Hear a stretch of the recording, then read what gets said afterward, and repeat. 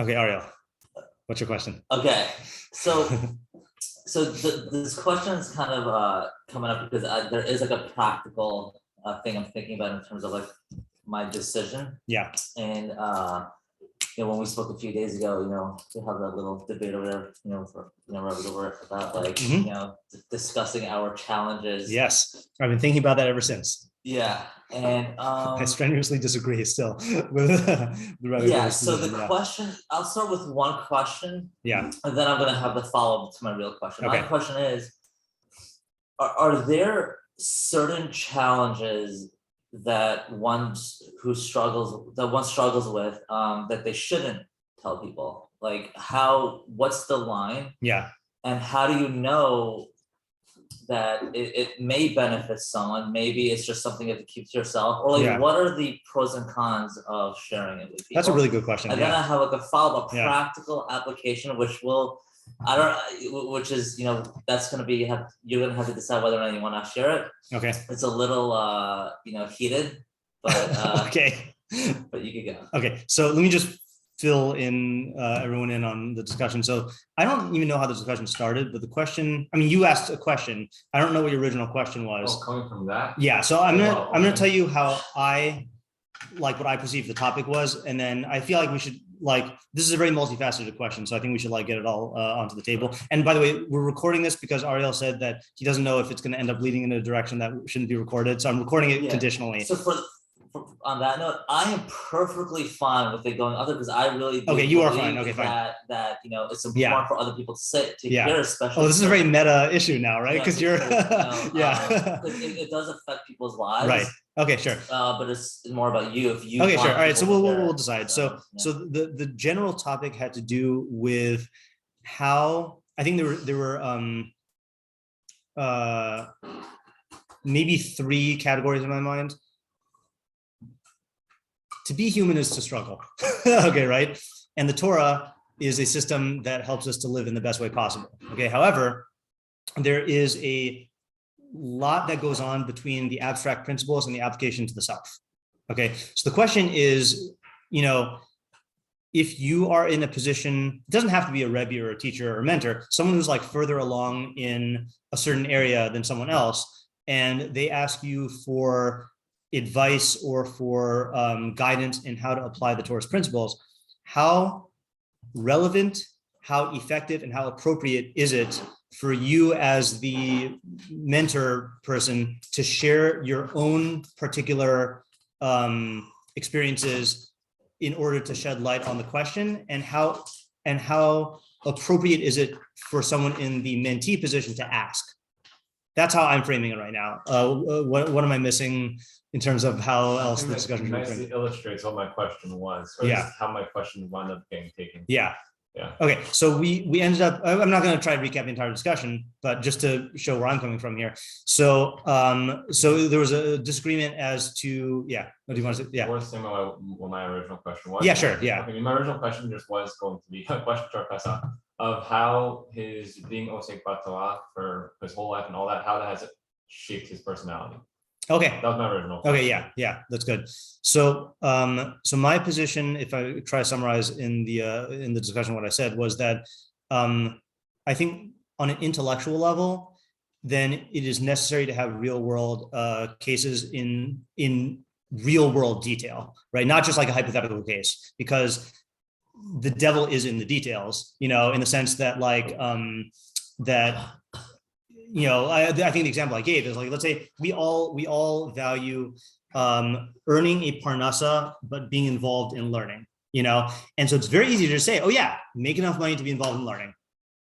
But we all know that it's extremely difficult to do that. So I personally have gained a lot by talking to various people in the community about how, and Talmidei Chachamim, how they have navigated that balance, and each and every individual particular case has given me new insights into that decision and into how to implement it in my life, not because I'm just applying what they're saying directly to my life, but many cases gives you an intuition through, vicarious experience. If I have no experience or if I have limited experience, I can't draw upon my own experience, so I have to draw from someone else's experience. That's one thing intellectually. Secondly, is the entire derech of Mishle, according to Sadigon, certainly, is that your emotions are only moved by particulars. Your emotions are not going to be moved by abstract principles. So even if you have a case where you know what to do, then hearing it from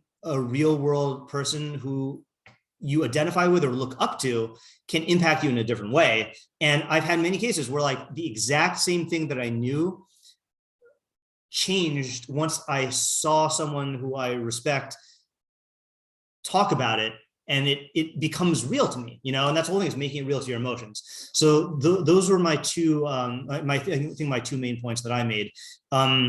In terms of the decision, I recognize that there's definitely, so now getting to Ariel's question, in terms of like, how do you draw the line about whether to share it or not? So I do think that there is such a thing as, like your own life and your own experiences are, belong to you. And like, there's certainly no obligation to share them. And I think that that's going to be how much you share, and what you share about yourself is based on, what you feel comfortable with, but I think that's a subjective element. I don't think there's any way to like legislate that, but there is also this dimension here, which I don't know the halacha. I haven't analyzed this in a while, but I want to read it because I think it is relevant. So this is in Hilchos Tשוba, chapter 2, in Vidui. So the Rambam says that, V'shevach, this is in 2:5. Shevach gadol l'shav she'izvade barabim v'yodia pishav lahem. So it is a big praise for the shav, the person who has done tshuva. Okay, meaning that you've already done tshuva, to confess in public and to make known his offenses to them. Umegale averos shebeno lebein chavero la'acherim, and to reveal averos that are bein adam chavero to others. V'omer lahem, to say to them, Amnam chatasi leploni v'asisi lo kach v'kach. I did such and such to so and so. V'harini hayom shav nicham, and today I've done tshuva and I regret. V'chol hamizga'eh ve'eno modia. Anyone who is haughty and does not make known these bein adam chavero averos, ela mechase peshav, but he conceals them. Ein teshuvas gemura. Your tshuva is not complete. Shneimar mechase peshav lo yatzliach. It says someone who conceals his offenses will not succeed. Okay, so that's bein adam chavero, and you see it's two things. It is a shevach gadol to do it, and it's a lack in tshuva to not do it, and it's also stemming from gaiva, he's saying. Okay, then he says, when is this talking about? The avero shebein adam lachavero, in averos between a person and his fellow. Aval shebein levin makom, but averos between man and God. Inut sarach lefarsim atmo. A person doesn't need to publicize himself. Okay, then he switches implications. The azus panim hilo im gilam, and it's brazen, it's audacious if he reveals these things. Ella shav lifnei hakel baruchu uporei chata'av lefanav. He should do teshuvah in front of God and specify sins before God. Umisvadei alehem b'fnei rabim stam, and then just give a general vidui in public. V'tova hilo shelo nizgala avona. It's better for him if he does not reveal his avon. Shnemar ashrei nisui pesha ksui chata'a.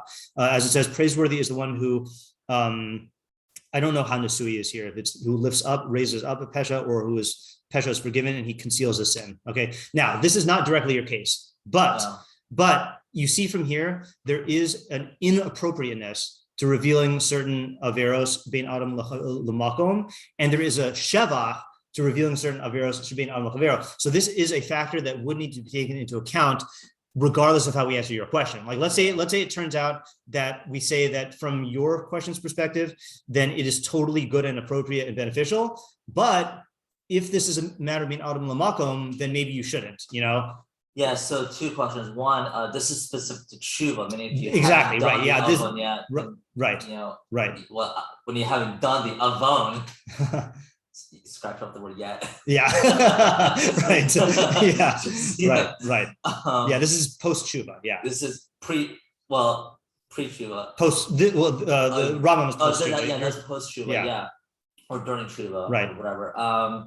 So now the question is like, things that you're struggling with being adam l'makom. Well, I don't even know what that would like. What's an example of being adam l'makom? I mean, eating a cheeseburger. Okay, fine. Right. Fine. I mean, I'm just you know. Okay. So my question. No, here's a more relevant example. Let's say say a person, struggles with getting up in time for Kriya Shema, Okay. right? That's bin an l'makom, Now, when he says it's brazen, Yeah. Is publicizing it a negative thing? Yes, brazen is Okay. bad. Yeah, brazen is Okay. bad. Yeah, Isaac. Yeah, I was just gonna ask, how is it as responding?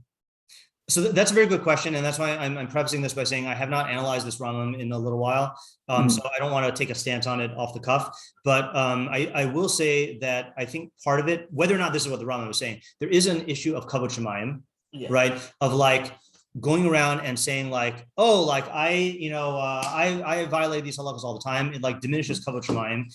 And I think circling back to the original discussion earlier in the week, there is an issue of kavod harav. Now, the kavod harav is up to the Rav. The Rav could be milk on his kavod. So that's why I don't think it's an intrinsic thing to say that a Rav shouldn't say this. I think it's up to the Rav and what's good for the Talmud, And I also want to just add, the reason why I feel so strongly about this is actually a pillar of my educational philosophy. So let's look at my educational philosophy, which I like to read every once in a while, just to make sure I'm consistent or I still hold by it.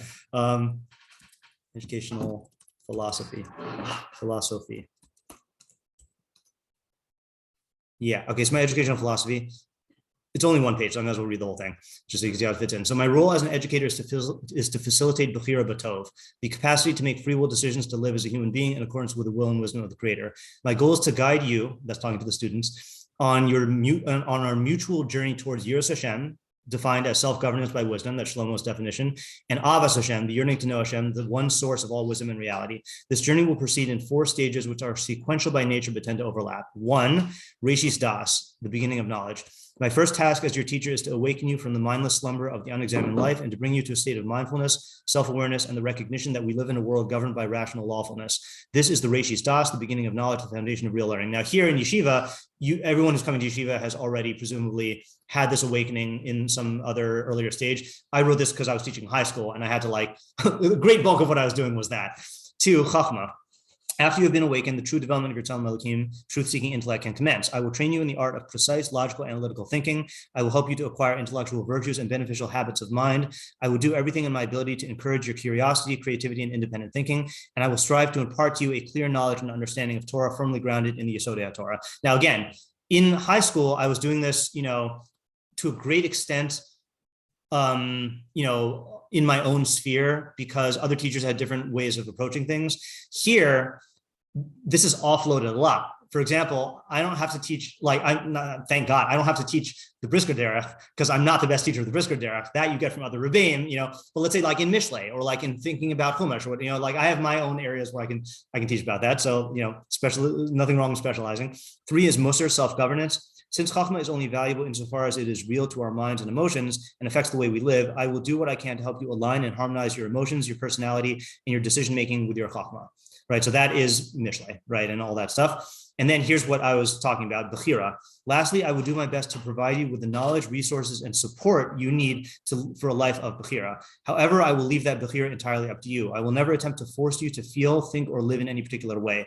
Instead, I will do what I can to help you recognize and understand the choices that lie before you. I will do what I can to serve as a role model of Bechira, and I will try to provide you with the opportunity to learn from my own struggles to be Bocher B'Tov, to choose good. So that's explicitly in my teaching philosophy. I believe that a teacher cannot be a fully effective teacher if they don't do this to some degree. Now, again, there's a certain matter of personal comfort. And then I say at the end, this is the current incarnation of my continually evolving educational philosophy. If I'm shown that any element of my approach is not in the best interest of my students, I will retract and change my ways. For as a teacher, I am bound by the physician's rule of primum non nocere, first do no harm.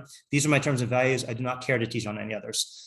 So that's my educational philosophy statement. So that's why I do think that, I don't know if we've ever noticed, but if you ask about personal things, I do believe that it's important for me to share my own experiences, because even if they're different from yours, I do think that it has a big impact. And I think that in this also came up in the discussion earlier in the week, in this day and age, I think it's even more important, because I think that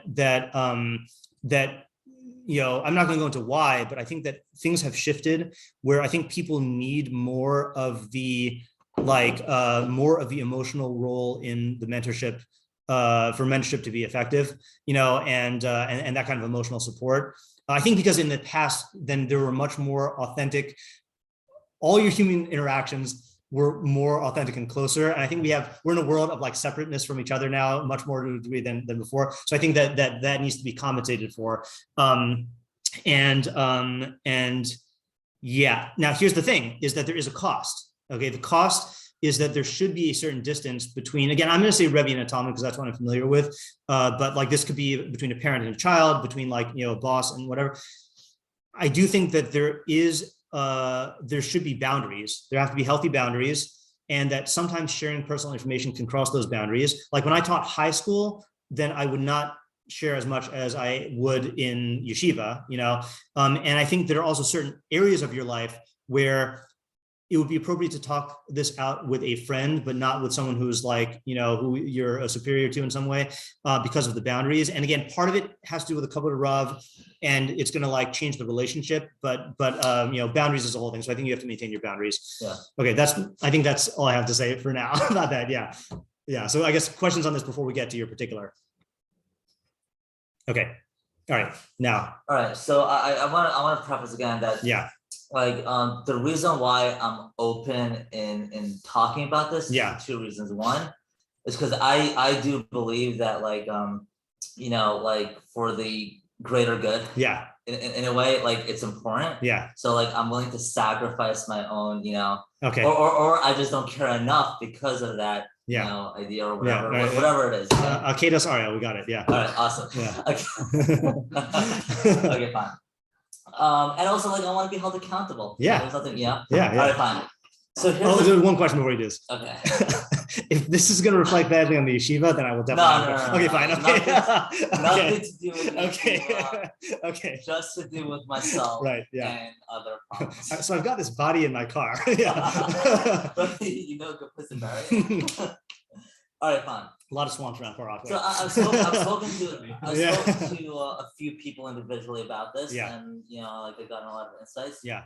So in the work environment, you come across a lot of challenges. The big challenge is food. Okay. The other big challenge is women. Okay. Okay. So with that, you put yourself in certain situations because not necessarily because you want to, but because you just have to. And during those situations, there's tension. I'm not, I'm sure you could imagine what kind of tension there are. Mm-hmm. So the question is, if I am in a role that I can remove myself from so that I don't be in those situations, should I remove myself from that role? And how do you know, meaning if that role will yield me good results for work-wise or whatever for the future, how do you know how to balance that? Yeah. And furthermore, at what point would you say that interacting with with these women or cheeseburgers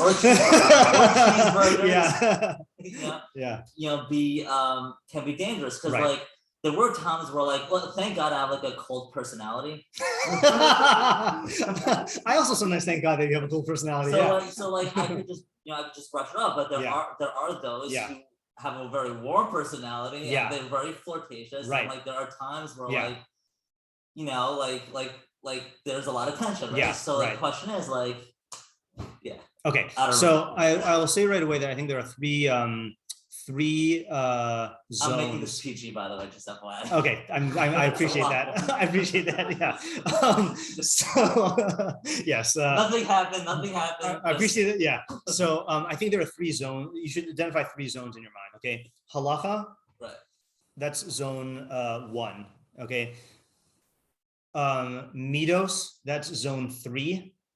And then with Isuri, Biya, and Arayos and sexual stuff, then there is a huge area of I don't know what you want to call it, but where you can easily slip in and like the need for like a getter. I mean, and you know, I was talking about this in my Rayos here last week. You know, this is one of the rare cases, or did we talk about this in Q&A also, about Deoraisa Gedarim?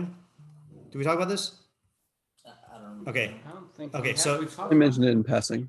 yeah, in passing. Okay, so just to read a little sample here, and this will also give it a little bit in the halacha. Okay, if anyone has not gone through Isory Biya chapters 21 and 22, you need to go through it, okay? Because 21 is about lo sikruvu legalos erva, which I'm just going to read the first part here. So colloquially, people have this phrase called shomer negia. Obviously, there's no such thing as a halachic category shomer negia. The isser is lo sikruvu legalos erva. So the Rambam says kol haba al erva mikol ha'arayos derech evarim. So to keep this PG, okay, that is any form of biya that is not in the two normal roots, or not normal roots, the normal root and the abnormal root. You know, there's any form of like sexual activity that is in any other way.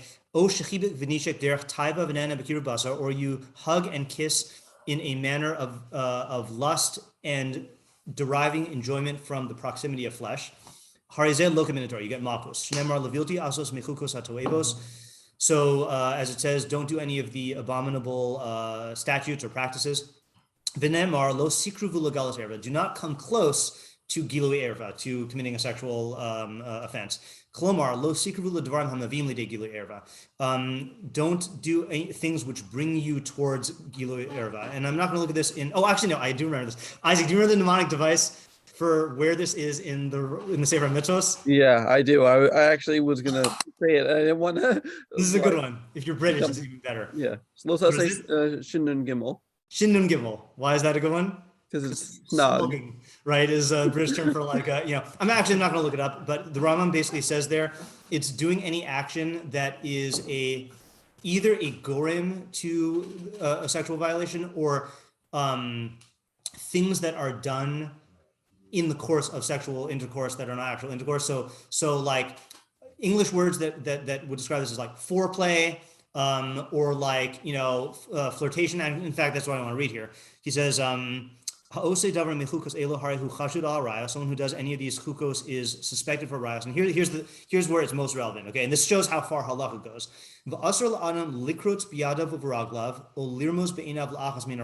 Okay, it's usher.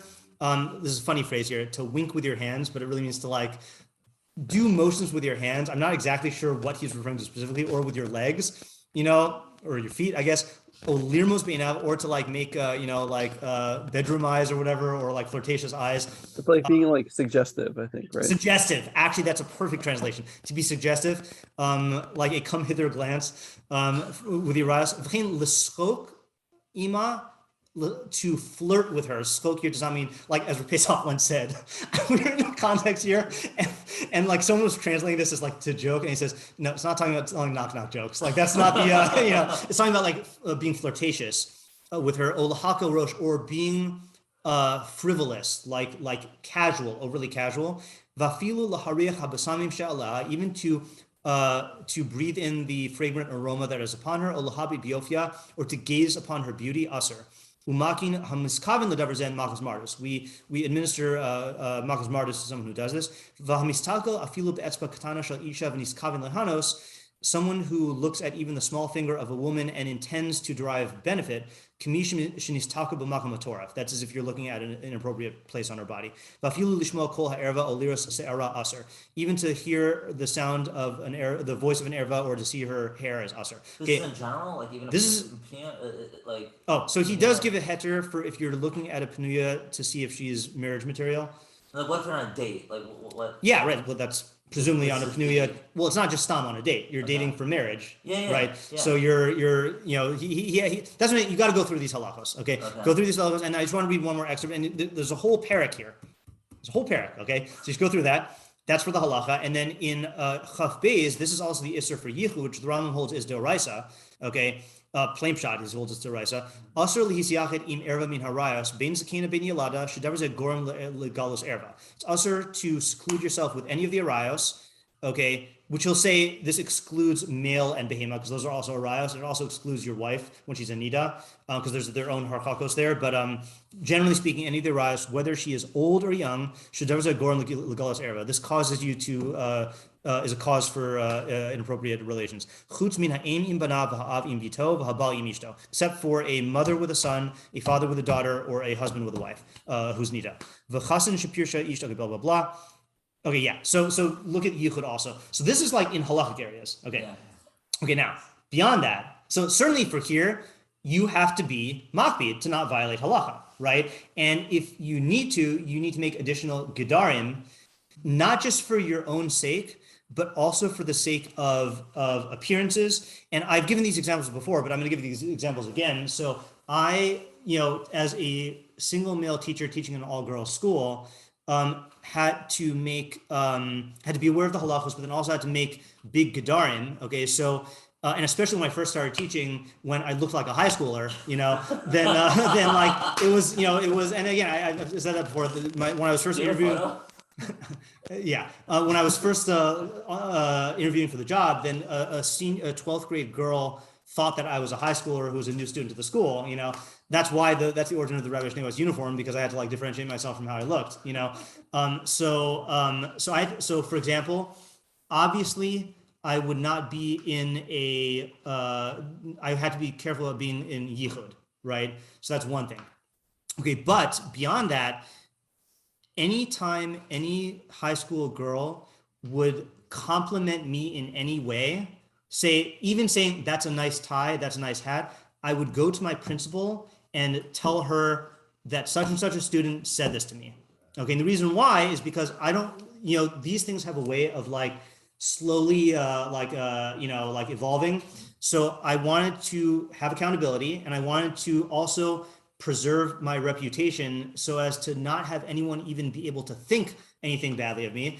And then also I use the coldness as well, is that, high school girls can be like flirty, So what I would do is if I sense that going on, I would davka not smile and respond in a neutral, flat tone, And I think conveying through body language, like diffusing it through body language, is an effective tool that they see that this is just getting, nowhere or whatever, Yeah. So I just, talking about like flirtation, looking at a woman's screen or whatever. Yeah. So like, do you remember in the Navi where I think Abigail showed David Melech her thighs? Yeah. Okay. I don't remember the details, but I remember that there was a. I can't believe I'm saying this. Wait, is this still PG? Yeah, no. Okay. It's PG. Yeah. PG. Just to be clear, I'm not talking about PG in the 1990s. No, PG. Have you ever seen? Okay, current PG. Okay. So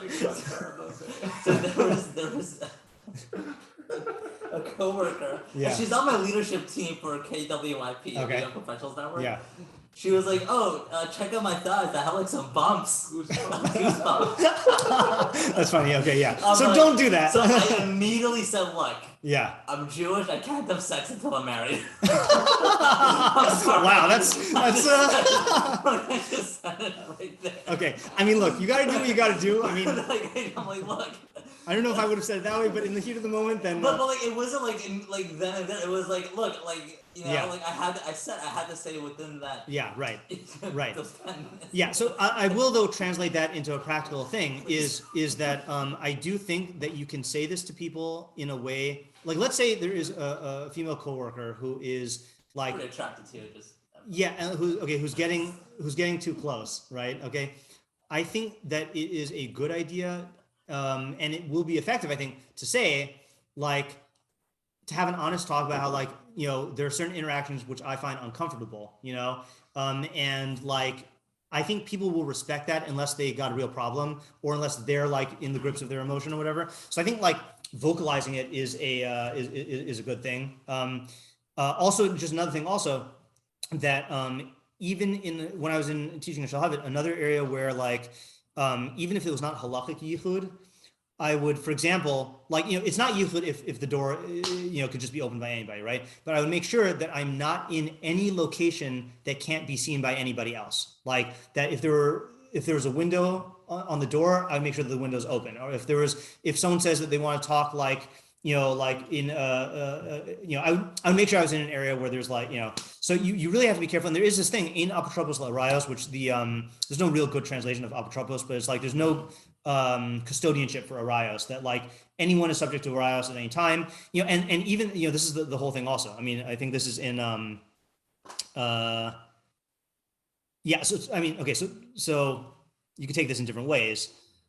Check this out. So, Lo nechshadu Yisrael al mishkav zachor v'al behema. Okay, so Jews are not suspected. There's no like like chazaka of Jews being involved in mishkav zachor or behema. Lefikach ein asur lisyachim, and therefore there is no actual isur, even though zachor and behema are arayos. There's no isur to be misyachid with them. But it's a shevach to distance yourself from yichud with another male or an animal. The great chachamim would distance behemos from them so as to not be secluded with them. Because that's the controversial statement. Is this d'oraisa or is this d'Rabbanan? Okay, but that's not the line I wanted. It's at the end. Hold on. So Lefika, and this also touches on the first question, okay? No pun intended. And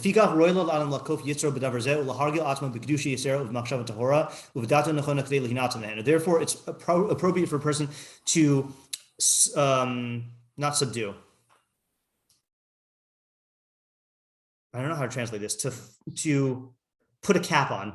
I'm just saying that because of cough, but on his yetzer in this matter, and to accustom himself in extra kedusha and pure machshava and a proper das to save them from this. V'zar mina yichud. He should be cautious about yichud. Shu hagorem hagadol. That's the big cause. Now here's the line, okay? And this is something that again goes back to the discussion from earlier in the week and from earlier in the Q&A. Gedolei hachachamim hayonim l'tamidehem. The great chachamim would say to the students, Hizaharu bi mipnei biti. Warn me about me being with my daughter, okay? Hizaharu bi mipnei kalasi. Like be cautious or caution me about me being with my daughter-in-law. Why? Kedei l'lamed l'talmidim shelo yisbaishu midavar zeh v'yisrachu min yichud. To teach students to not be embarrassed about this thing and to distance from yichud. So in other words, like this, I could see someone saying a Rav should not say to his talmidim, I'm tempted by my daughter-in-law, like sexually, right? But he's saying that the Rav should davka, because it's inappropriate, B, because it's his personal struggles, but the Rambam is saying that a Rav should tell his students, I'm faced with a sexual temptation, so I need you to guard me from it, even if it's his daughter or his daughter-in-law, in order to teach people to not have busha about guarding from arayos, so that's like a strong statement in my opinion. So the answer to you in boiling down to one point is be on guard, constant vigilance, but also get straight the line between halacha, midos, and like these in between categories of like things that can slip into the actual isser. Because if you're not careful about these things and you treat something as a getter when it's actually me'ikar hadin, or vice versa. Vice versa makes sense in that statement. Treat something as ikar din. Yeah, if you treat something that's ikar din, but it's really just a getter, so then that could lead to other problems, Yeah. And we can talk about particulars later, but like that's that's my general advice. Okay, so that was a long question, but it was also two questions, I think. So sorry that took up so long, but I was very passionate on the first topic, and I have a lot to say on the second topic. Yeah. Okay, Isaac. Yeah, totally different question. Yeah. To what extent should a person like not tell non-Jewish coworkers about Torah and halacha? To what extent should a person not tell non-Jewish coworkers about Torah and halacha? Didn't we have a question like this? I feel like I probably asked a question like this. You've asked a question like this before. Yeah. Yeah.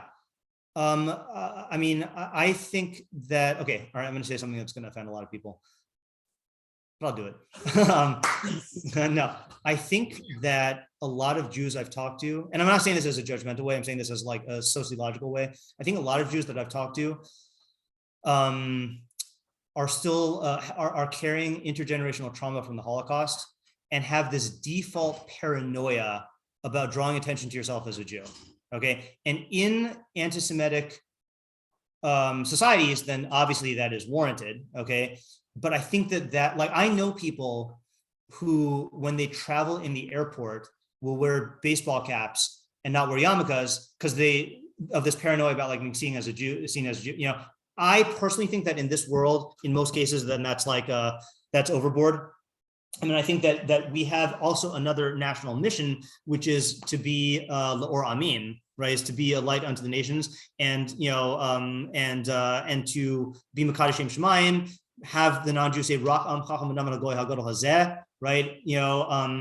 Spread Yedias Hashem, spread Chesed, Mishpat, and Tzedakah. And I think that if you are not identified as a Jew, then it makes that much harder to do. And I think if you are identified as a Jew, that creates a lot more opportunities to do that. It also makes you take more accountability for your Judaism, and to answer questions and to be a model and to guard against Chil Hashem and to be promoting Kiddush Hashem. So I am all for, in a vacuum, I'm all for being open about it, not being in your face about it, and making it clear from the way you carry yourself and interact that you're open to answering questions about such things, and that people shouldn't feel like you're unapproachable. However, there are cases where it can interfere with your parnasa or create needless obstacles. Like, let's say you're in something where you're making deals with people and people will judge you because you're a Jew in a certain way, that needs to be taken into account as well. Yeah, Isaac. The reason why I'm asking it is that aren't there statements by Chazal along the lines of you shouldn't teach non-Jews Torah? Yeah, that's a halacha. Okay, yeah. So you need to ask a shaila on what you're allowed to teach non-Jews. It happens to be that Rebbi's psak is the most makil that I've ever heard from anybody. And if anyone who's listened to the B'nai Noach Shirim knows how much you can do. And teaser for a future shir, Bli Neder, is I was asked by Ayala Fader to give a shir on teaching non-Jews Torah, and I'm prepping it with Yosef Silvejik right now. So stay tuned for that. But yeah, you need to ask a shaila for what you're allowed to say. Yeah, David. Okay, let me follow along with this also. Yeah. How much do you take into account knowledge of your ability to explain things well? Because I've had this say over the summer. Yeah. We're every here and there, something will come up where I have to explain to someone that I'm not able to do, or whatever it would be. But then I definitely do struggle a lot. I'm just so comfortable, the terms I'm comfortable with and all that, or just my world is so different than what they're used to. Yeah. That it does come at times where it could even look bad that I'm struggling to explain something because I don't even know how to start. So let me just excerpt from my I know I've made recourse to this before. This was from the presentation that I would give to 12th graders before they graduated about living as a Jew in a non-Jewish world. So topic 3 was representing Judaism, and I addressed this there. Hold on just one second. Okay, so the lesson was, like it or not, you will represent Judaism. I quoted the pasuk of the ideal is people will look at the chukim and say, Rak am chacham v'navan hagoy hagadol hazeh, right? Yeah. So what that means to me is you should be able, I'll go through the thing first. So people can ask you questions about Judaism and expect you to know the answers. If you know the answers, great. And this is my guideline. If possible, try to give a 1 to 4 sentence answer, not a whole shir. Okay. And also not a superficial thing. Try to give a 1 to 4 sentence substantive answer. And if they're interested, they'll ask follow-up questions. I'll give my example again, because I still like this example. When Sammy Avitan came to Seattle for Sukkot, and he was bringing his lulav and esrog, and the airplane guy asked him, the TSA guy asked him, what's that? And he said, it's a holiday. And and he said, a holiday? He asked what's it about. And Sammy said, oh, it's, to appreciate, God's role in nature. And he said, so that's about appreciating nature? That's hot, man. That's hot. So that's the Rak Am Chacham V'Navan Hagoy Hagadol Hazeh that you want to get from them. So if you don't know the answer, okay, so it's okay to say, great question, I don't know the answer. So don't feel like you have to answer it. You can say, I don't know. Okay. You could say, let me get back to you on that. And that's totally fine. Okay. And, many times, they might even forget about it, but you should try to get back to them. I'll ask one of my teachers. I have an answer, but I want to think about it first to make sure it's absolutely clear. Use the resources available to you, friends, teachers, books, internet. I still don't get this, that in this generation, and I don't know if I'm including you, I'm including your generation. I don't get, and I've had this with guys in yeshiva, I don't get why people don't Google stuff or don't look at Wikipedia, for Jewish questions. Wikipedia is one of the best sources on Jewish questions. And like when I ask people, why didn't you, have you Googled it? Have you Wikipedia'd it? They'll say no. That should be your first go-to thing, even if just to get an overview of the structure of the thing and then to find other sources. So like, I think that's fine.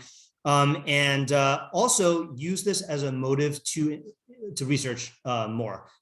As Tamar Lichter of Queens College said, going to a secular college was in many ways, I think this is when she was in California, was in many ways a good thing for my Jewish observance. In terms of technical performance, I have to know halacha better. I can't count on everyone around me to know whether something is okay. For example, since I'm pretty much the only one in my friend group who observes Hilchos Yichud, I've had to read up on those. I've also had to be consciously aware of things like kashrut and bishul akum. In a way, it's a way better feeling to keep a halacha than a halacha you sort of have an idea based on what people say. She's so right. Yeah. So that's another thing. Also, is like be prepared. Like for example, something that every Jew should know. Should have an answer for why you wear a yarmulke, right? I don't get, and maybe this is me because I'm coming from a Ger perspective. I don't get how like there are Jews who ask the question like, "What's that hat for?" and they don't have an answer. Like, what do you say? You want my my 1-4 sentence answer? Yeah. So, I say that, and this is based on the Rambam in the Moreh Nevuchim, okay? But I don't say that. That the Rambam says that the only connection that we have to God is through our intellect. And this is to remind us of that fact and that we should always live in light of our intellect. And so we put something on our head to remind us about that. 1 sentence answer, very simple, yeah.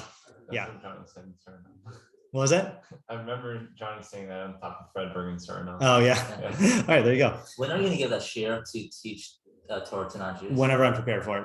I mean, is it to the no, it's my community? Or? No. It's going to be a Friday morning Machshava live here. So not for guys. Right. No, but it's all recorded. Yeah, David. Very similar question happened to me. So this past week, one of my classmates asked me, he's like, "Oh, I heard about Sabbath law. Like, what is it?" So, what is your answer to a non-Jew of what is Sabbath, both for someone who's interested or someone who just like he's heard about it and he's like not all that interested, but just like wants that actually, before I answer, that reminds me of, you also clearly have to take into account the context. Context, speaker, what their interest is, what their background is, so this is not my go-to answer because I think it would depend on stuff. But if someone asked, I would say that all right, this is just off the cuff, right? Is that every seventh day for a period of 25 hours, then we refrain, we observe a Sabbath, which means refraining from certain technological creative activities. And we do that in order to focus on our internal life, on knowledge and cultivation of our character and our family and our values, and so that we're not constantly like just going 24/7 in terms of like, trying to achieve success in like material things, something like that, yeah. Okay, we got time for one more question. Do you have a question you want to ask? That's my question. Like to share? I mean, I do. Just because we have only a few minutes. Yes. You said Bechira B'tov. Is that like an actual concept from somewhere, or is that just a terminology that you created? So I actually referenced that in my educational philosophy statement. So I get it from 2 psukim. Behold, I have placed before you today the life and the good and the death and the bad. Choose life that you and your offspring may live. So that's Devarim 30, 15, and 19. And the Hebrew, let's just get the Hebrew here. 30.